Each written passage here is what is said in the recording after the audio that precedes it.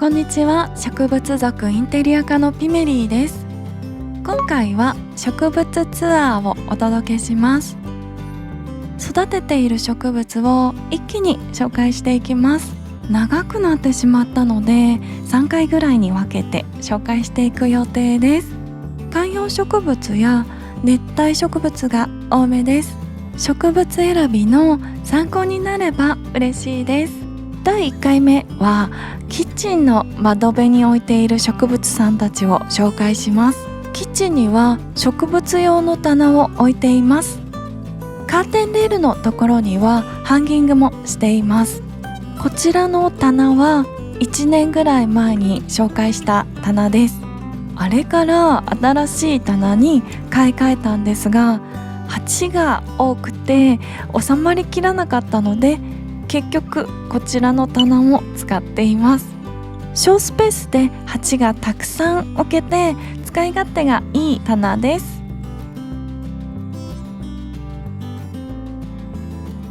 まずは1段目から紹介します。こちらはベゴニアマクラータです。水玉模様がとっても個性的ですよね。修正液で描いたような模様が入っています。しかも葉っぱの裏側が真っ赤なんですよね。個性がかなり尖っている子ですね。このタイプのベゴニアは天使の翼なんて言われたりもしていますが、マクラータは毒を持ってそうなので個人的にはちょっと悪魔っぽいかななんて思っています。そしてマクラータさんは意外と育てやすいので、個性的でパッと目を引く管理のしやすい植物が欲しいという方にはとってもおすすめです。お次はアグラオネマです。こちらの品種は不明です。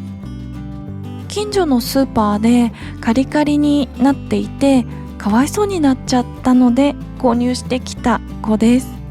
おそらくアグラオネマビューティーなんじゃないかなと思います。鮮やかなピンク色がとっても美しいですよね。ところどころに見える緑色が華やかさを引き立ててくれている感じもしますよね。1年前の植物のツアーの動画では連れて帰ってきて間もない頃でした。あれからお花が咲いて最近では脇芽も上がってきたりしています。葉っぱがピシャッと閉じちゃって全然お顔を見せてくれなかった時期もありましたが、最近はやっとお顔を拝見することができています。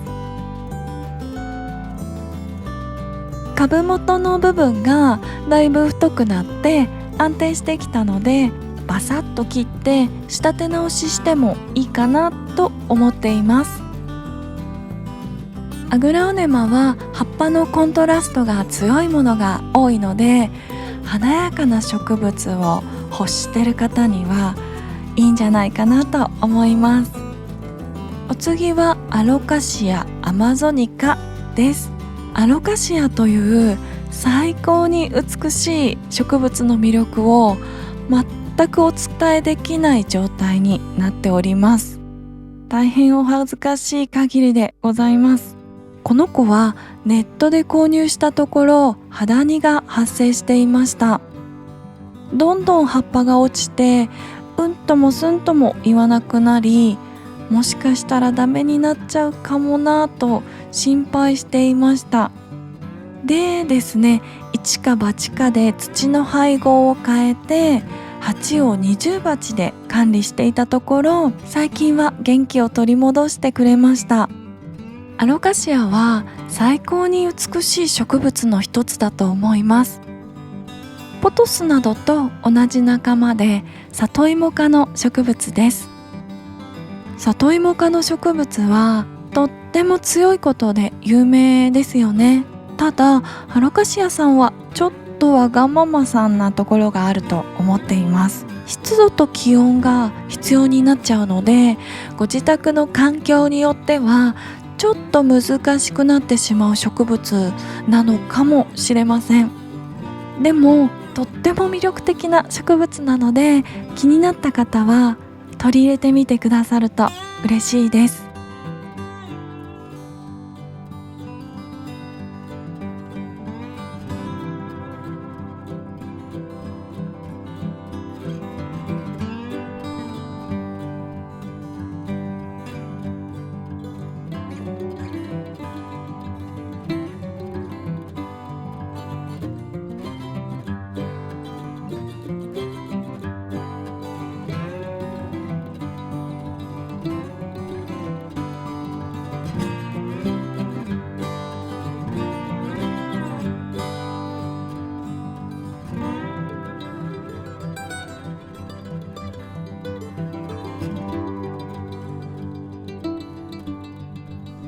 お次はシクラメンです。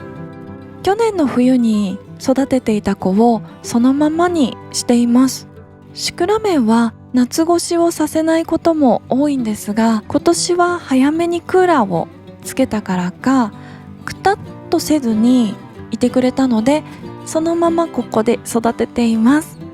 シクラメンはとっても好きな植物の一つです。お花はもちろん美しいですが、シクラメンの葉っぱがとにかく好きです。今見ていただいているのは冬の時期のシクラメンです。葉模様がとっても美しいですよね。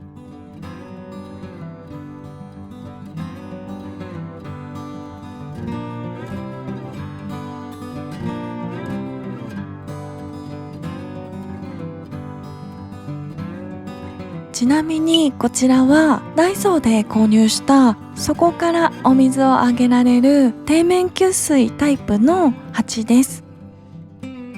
この冬とってもよく育ってくれました。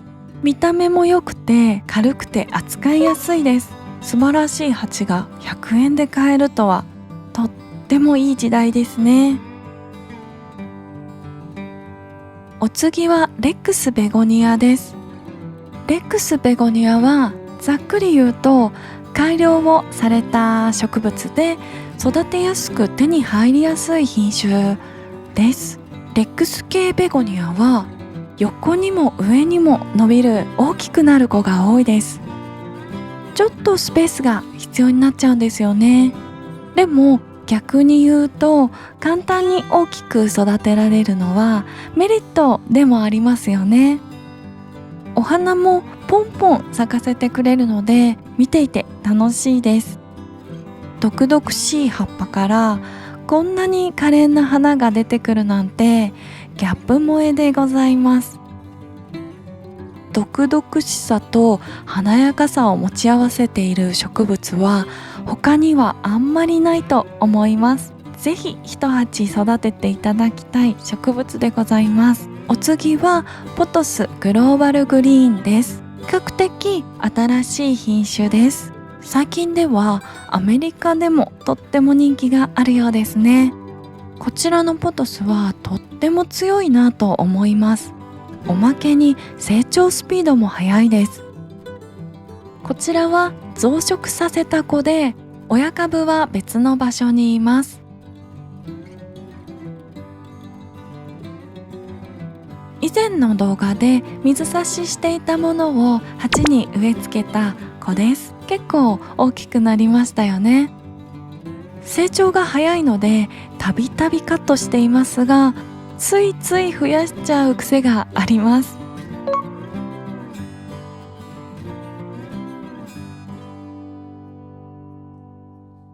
こちらのグローバルグリーンは育て始めて1年ぐらいですが、このサイズの大きさの鉢が3鉢も出来上がってしまいました。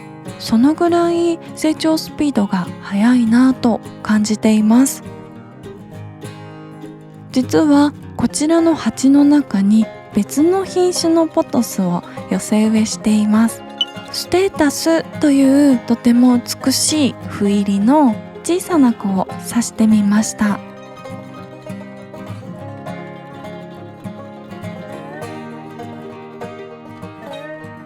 最近はポトスの寄せ植えにハマっています。鉢が増えすぎて困っている方やポトスがどうしても捨てられず、たびたび増やしてしまう方は一層寄せ植えちゃうっていうのも一つの手だと思います。華やかになるので結構面白いです。お次はアロカシアブラックベルベットです。黒くてスベスベした触り心地が最高の子なんですが、私が特に推していきたいのが葉っぱの裏側でございます。こちらは下から覗き込んで撮影しております。おまけにニヤニヤしながら撮影しています。完全に変態でしかないんですが、この美しさを見たら皆様も納得していただけるかと思われます。いかがでしょうか。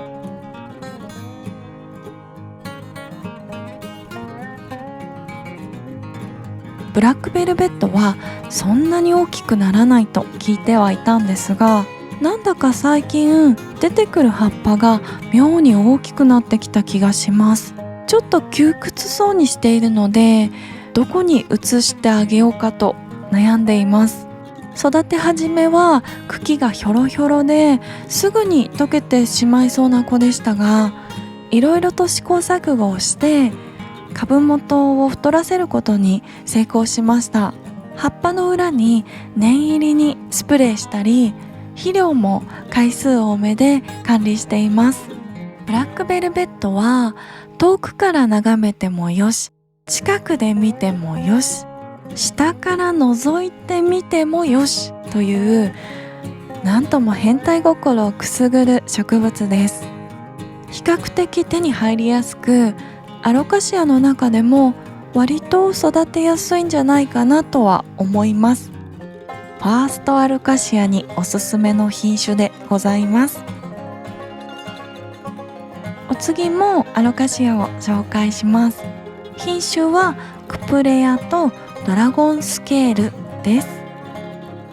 こちらの2鉢はこの春から育て始めました。どちらもかなり不安定な株だったので、ケースに入れて管理しています。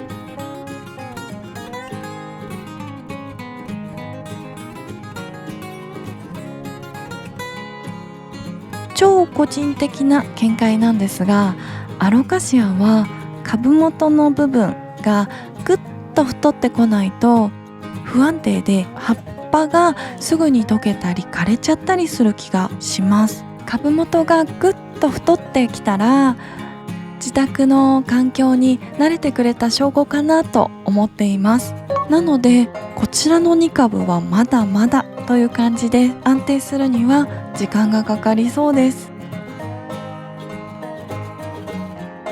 濃い葉っぱを持つクプレアさんは大きく成長すると葉っぱのデコボコがくっきりしてとってもかっこいい感じになるみたいです。半水耕栽培にして巨大化させたいなと企んでいます。お次はホマロメナワリシーです。迷彩柄の葉がとってもかっこいいですよね。大きく横に広がって伸びて、最近はちょっと窮屈そうにしています。大好きなマレーシアの植物系 YouTuber さんがホマロメナワリシーをすごく小さい鉢に詰まった感じで育てているのを見ました。私も鉢のサイズを小さくしてタイトに育ててみようかなと思ってはいるんですが、今調子がすごく良さそうなのでなかなか着手できずにいます。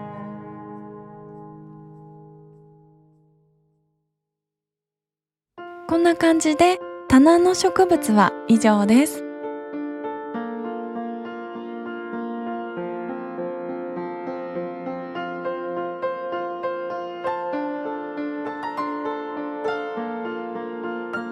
お次はハンギングの植物を紹介していきます。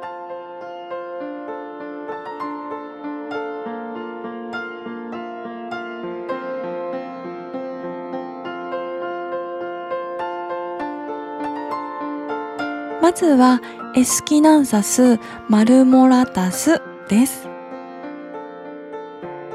葉っぱぱの模様がエキゾチックな子ですよね。あまり日が当たらない角度に置いています。こちらの場所がすごく気に入ってくれているようで、どんどん伸びてくれています。置き場所を気に入ってくれるととっても嬉しいし、ありがたいですよね。実はこの葉っぱの表側には柄は入っていないそうです。裏側の濃い紫色の模様が表面に透けていて、このような柄になっています。それを聞くとすごく神秘的だなと思いますよね。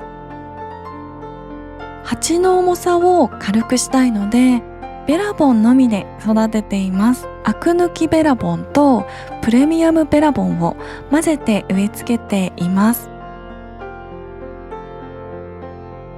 お花も咲かせてくれました。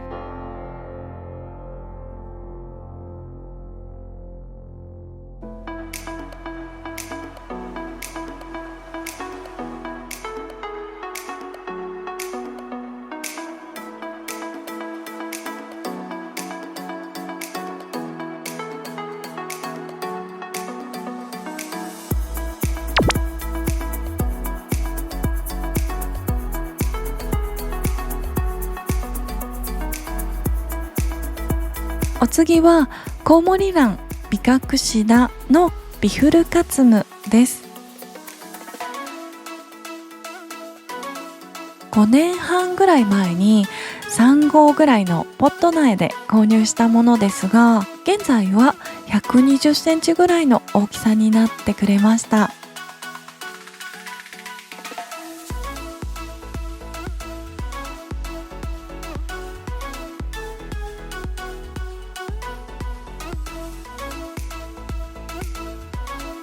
吊り場所がなくて、これ以上大きくしたくなく、かなりスパルタに育てています。なのであんまり綺麗な状態ではないです。最近ではチークバスケットに植え付けてみました。自然な感じでとっても気に入っています。先日動画にしたので、そちらも見てくださると嬉しいです。お次はフィッシュボーンカクタスです。この子は株分けした子で、こちらもベラボンのみで育てています。トゲのないサボテンなので扱いやすいです。よく見るとところどころサボテンっぽさを感じます。とっても可愛いです。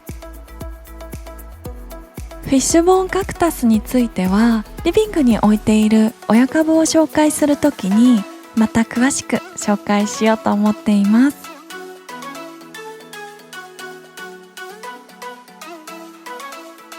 お次はカンガルーポケットです。今はお花が咲いています。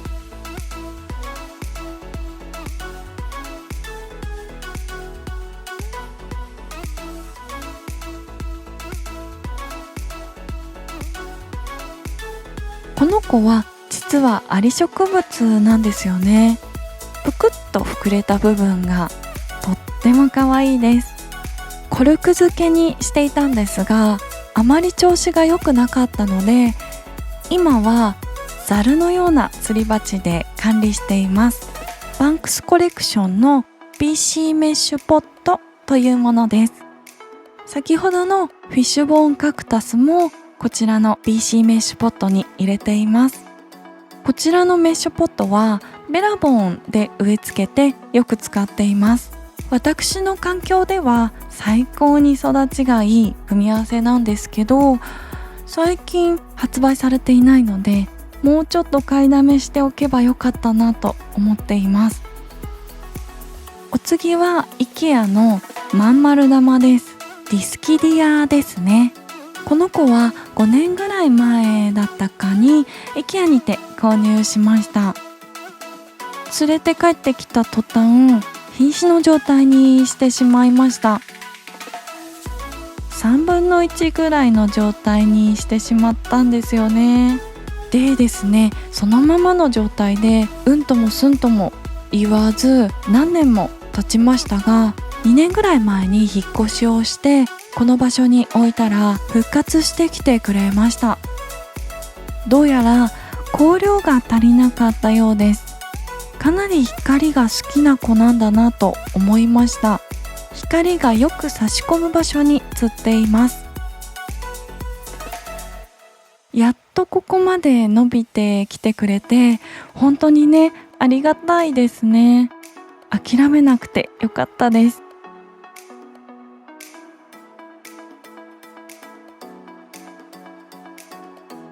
お次はレピスミウムホーレティアナムです。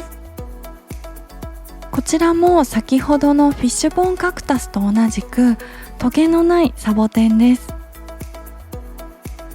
枝分かれする部分やくるりんとした葉っぱがとっても可愛いです。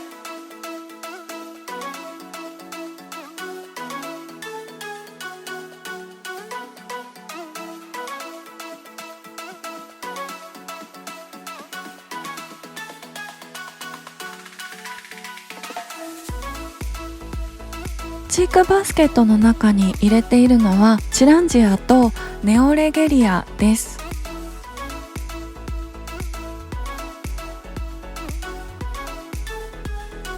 岩のようなものにつけたチランジアもこの場所で育てています。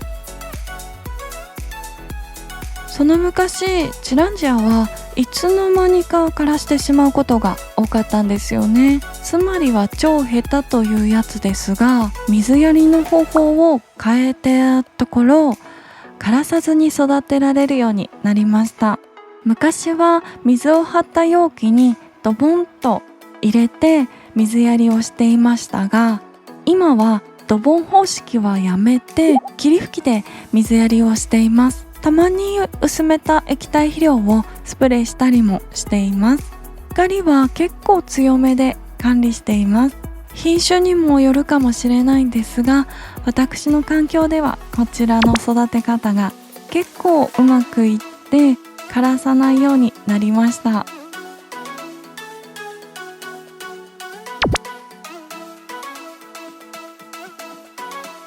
ちなみに私の母親はチランジアは水苔を巻いてバークチップにつけておくのがうまくいくって言っておりました。本当にね、育て方って人それぞれで面白いですよね。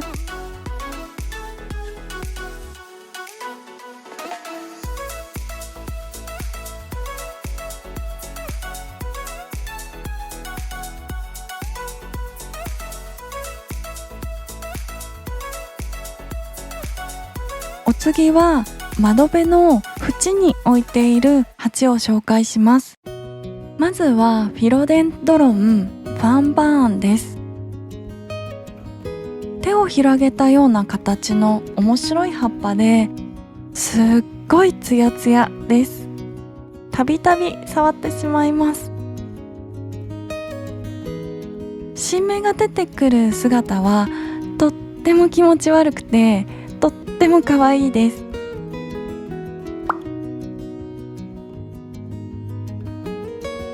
放射線状に広がるのでちょっと幅を利かせてくる子なんですよね。アメリカの熱帯植物系ショップさんの動画でこちらのフィロデンドロンファンバーンのとっても大きい株が置いてあって天井近くで広がっていたんですよね。それがとってもかっこよくて私もそこまで育ててみたいなと思っています。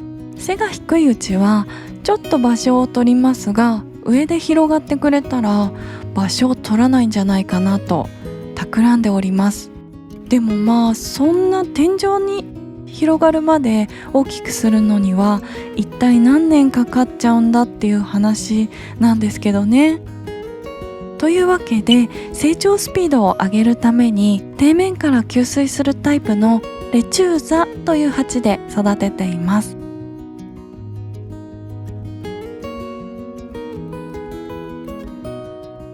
これがまた調子がいいです。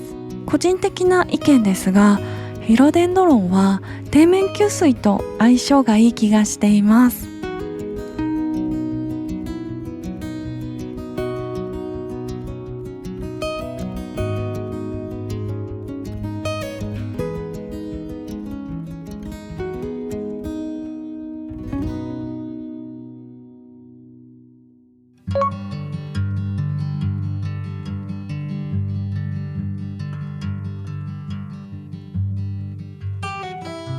お次はドミオプシスマクラータです。球根性の植物です。こちらは最近300円ぐらいに値下げされていたので、思い切って買ってみました。初めて育てる植物なのに見切り品に手を出すというなんともチャレンジャーなことをしてみました。でも成長もしてくれてお花も咲いてくれたので、どこら辺が見切り品だったのかちょっとわからない感じです。葉っぱの水玉模様が薄かったのでちょっと徒長気味だったんですかね。あとは時期とかの問題でしょうかね。今の状態がいいのか悪いのか詳しくないので全然わからないんですが、枯れてはいないのでよしとしています。こういった系統の植物といえば、私の愛用しているエリオクエトさんの賢者の土を使って植え付けをしたかったんですが、ちょうどストックを切らしちゃってたんですよね。なので自分勝手なブレンドで植え付けてみました。球根ですしずっと濡れてるのは良くないかなと思って、ほぼ日向土がメインです。あとは少し赤玉と鹿沼を混ぜています。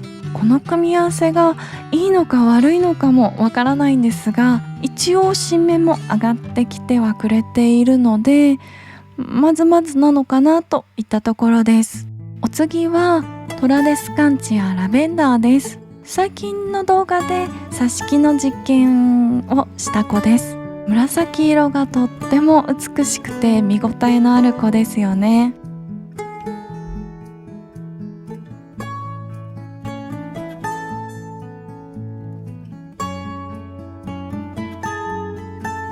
ちょっと言葉が悪いんですが、トラデスカンチアは雑草みたいに強くてどんどん伸びていきます。最初にちっちゃい鉢で購入してもどんどん増やすことができるのでお買い得な植物と思います。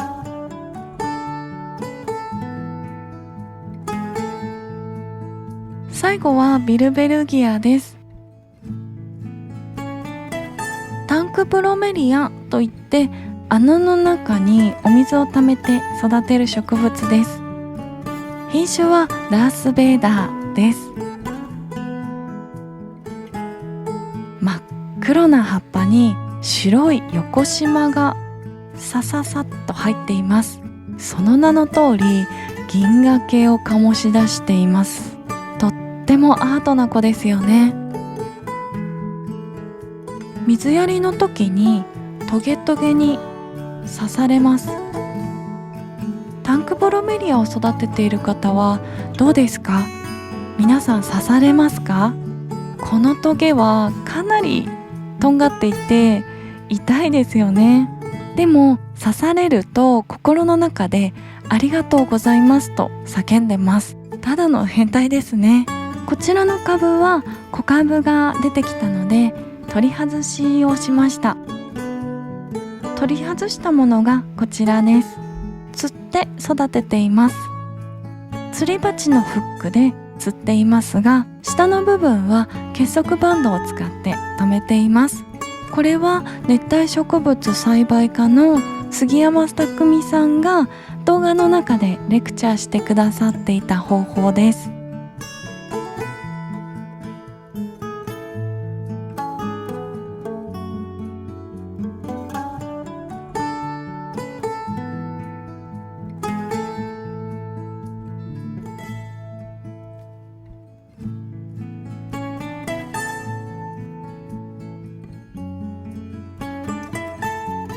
置いている場所はかなりチリチリに日が当たる場所ですが、色も黒くて横縞もかっこいい感じに育ってくれているので、きっとこちらの場所を気に入ってくれているんだなと思っています。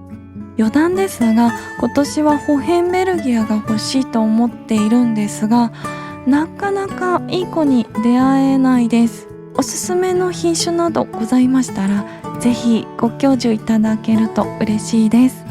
以上がキッチンに置いている植物です。今回動画にするにあたっって初めて鉢の数をきちんと数えてみましたが、こんなにあるとは思っていませんでした。まだまだいけるなんて思っていた自分が恐ろしいです。皆様は何鉢ぐらい育てていらっしゃいますか？すごく興味があるのでぜひ教えてください。キッチンの植物だけでこんなに長くなってしまって、ちょっと先が思いやられますよね。長々お付き合いくださり本当にありがとうございます。今回紹介した品種の中で何かご質問がございましたらぜひコメントくださいね。私でよろしければできる範囲でお答えさせていただきます。次回はリビング編でお届けします。ご興味ございましたらチャンネル登録してお待ちいただけると嬉しいです。いつも最後までご視聴ありがとうございます。また次の動画でお会いしましょう。ピメリーでした。またねー。